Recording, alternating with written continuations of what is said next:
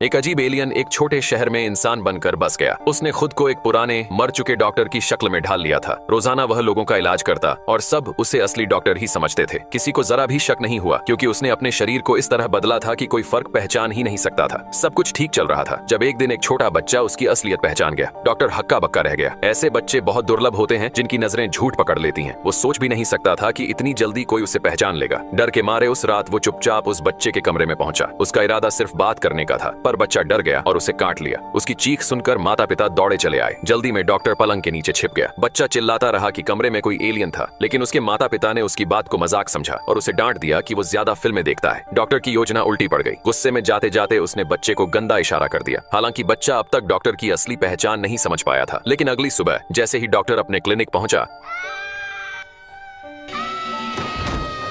बच्चा घर वालों को बताने लगा कि डॉक्टर ही वो अजनबी है जिसने रात को उस पर हमला किया था। पर उसके मम्मी पापा को उस पर विश्वास नहीं हुआ क्योंकि डॉक्टर तो आम इंसानों जैसा ही लगता था। बच्चा थाने पहुंचा, लेकिन पुलिस ने भी उसकी बात पर ध्यान नहीं दिया। उल्टा उसके पिता को समझाया कि उसे अपने बच्चे को सुधारना चाहिए। बस एक महिला कांस्टेबल ने उसकी मदद की और कहा कि वो उस अजनबी की तस्वीर बनाए। अगली सुबह बच्चा वो तस्वीरें पूरे शहर में चिपका देता है। डॉक्टर जब ये देखता है तो गुस्से से तिलमिला उठता है। अब वह बच्चे से छुटकारा पाने की ठान लेता है। उसने चोरी छिपे बच्चे की साइकिल की ब्रेक काट दी। उसे पता था कि बच्चे के रास्ते में एक लंबा ढलान आता है। बिना ब्रेक के बच्चा जरूर गिर पड़ेगा, और वैसा ही हुआ। अगली सुबह बच्चे के एक्सीडेंट की खबर आई। डॉक्टर ने चेहरे पर गंभीरता बनाए रखी, लेकिन अंदर ही अंदर खुश हो रहा था। पर तभी एक झटका लगता है। बच्चा जिंदा था और अस्पताल में था। जब डॉक्टर बच्चे के पिता से बात कर रहा था, उसी समय उसने बच्चे को डराने की कोशिश की, मगर बच्चा बिल्कुल नहीं डरा, बल्कि जवाब भी दिया। डॉक्टर ने उसकी चोट पर जोर डाला, फिर भी बच्चा टस से मस नहीं हुआ। अब डॉक्टर खुद को हारा हुआ महसूस करने लगा। उसे समझ नहीं आ रहा था कि एक जमीन के साधारण बच्चे से वो बार बार मात कैसे खा रहा है। आखिर में थक हार कर उसने अपना सामान समेटा और वहां से भागने की तैयारी कर ली।